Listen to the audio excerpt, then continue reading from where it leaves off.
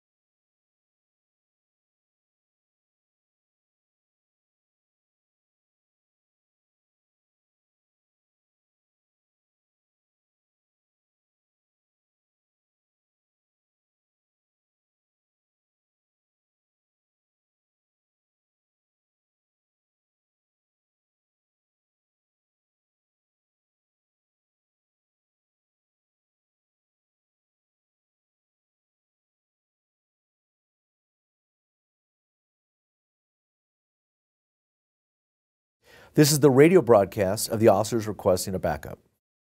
Bridge 544, we need a backup. We need a backup. Wesley MacArthur Park, platform. Need a backup. Any unit to vicinity 31 pin 544 requesting a backup air unit and a supervisor at Wesley MacArthur Park platform. Here's body-worn video from the officers who arrived on scene as a result of a backup request. They were not working Transit Services Division detail.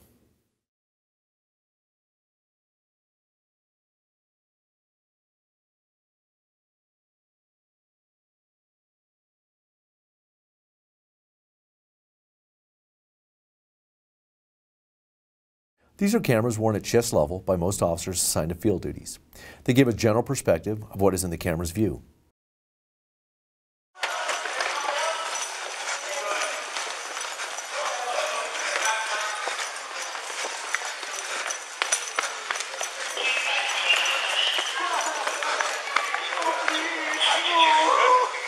Oh my God, no!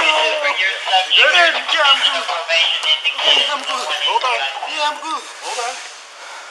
You're good. LERI team, looks like we have 4 Get a hubble! Get a hubble! Who's got a hubble? Get a hubble! Relax, relax. Relax. Relax. We're here to help you, okay? Are you guys good for Relax. Quantum Park? What's the example of in custody? Okay, I'm good for Quantum Park at platform, subject in custody. FP162, small, security, equipment.